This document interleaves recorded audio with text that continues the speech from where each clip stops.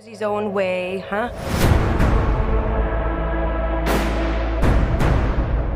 A lone wolf. I think I'm assuming what everyone set out to do, which is like pull you in instantly, not only with this story, but I mean the tech used to create it. I was like, oh God, like I'm gasping at every single thing that I see. And the one thing that I was asking Joe is, can you as a producer tell me, like, what are you hearing when someone says, I want to put the stars of our movie inside a vehicle and let them drive 200 miles an hour? Like, what are you thinking at that point? I'm thinking that's going to be great, and we better train them. Yeah. So they spent 3 months driving. First, they started in a road car, then they went to an F4 car, then they moved to F3, and then they finally put them in our car, which is they're moving an F1. Up all the Fs. Yeah. Our car's an F1 car with an F2 engine in it. Awesome. So it's really fast. Awesome. And then it ends up being, they're in the F-yeah car. Is there, like, what do you think from your producing perspective? Like, what's the most impressive piece of technology that's used in this movie? Because, I mean, they shrink cameras down to small sizes. What's your favorite piece of tech? I think the remote panning is amazing what they did. It's so awesome. Where you can pan from Brad to a car passing them. That's never been done before on a track. So we had to have antennas all around the track so we could pan that camera.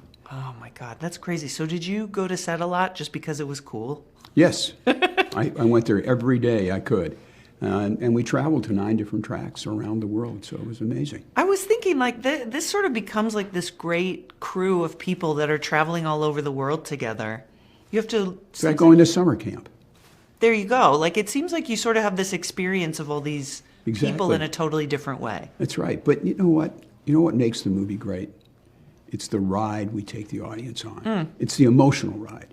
You don't have to care about racing. It doesn't matter. We had I think I told you before, we had a focus group. After we had a blind screening where people came in, had no idea what the movie was. And when they announced it was a racing movie, one of the people, the lady in the focus group said, I want to get up and leave. I have no interest in racing movies. After she saw the movie, not only I love it, I'm telling my friends to go see it. We also asked a question to 20 people, how many of you are aware of F1 or gone to an F1 race? One hand went up. Then we said, how many people are interested in F1 and want to go to a race? Every hand went up. Every hand goes up. But it's the emotional journey that Brad takes you on, and Damson and Javier. It's their experiences in this world that you get drawn into. And that's what makes it a great movie. It doesn't matter they're in race cars.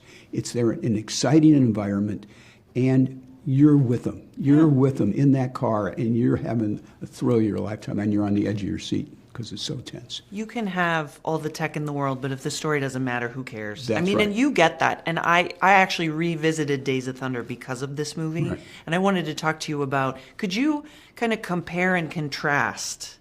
Because that also had this really visceral quality for the time. It's like these cars are getting slammed into walls, and the technology is totally different at that point. That's right. We had bigger cameras. We didn't have the kind of things we could do now. So, but you know, it's the only sport where there are only 10 teams, 2 drivers to each team for people who don't understand F1.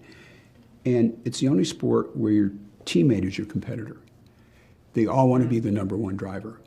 So that is the drama that we show. Everybody wants to be number 1. And it's the fight and how teamwork works together and how that makes them both better. Do you ever find that that's true in your work? Absolutely. Right? Teamwork, that's how this movie got made. Yeah. We put this team of people together, and they were well-oiled machines. Don't forget, we had 6 cars that we built. We had to transport them all around the world. Wow. We had to build a garage. Our garage is in between, I think it was Red Bull and Mercedes. So we were the 11th team on the grid. And by the way, when Damson and Brad were driving, they were driving in front of 140,000 people in some of these races. So talk about the stress of being able to drive and act, and then you have 140,000 people, plus 100 million people on television watching what's going on. But they had no idea that they were in our car, which even made it more exciting. That's awesome.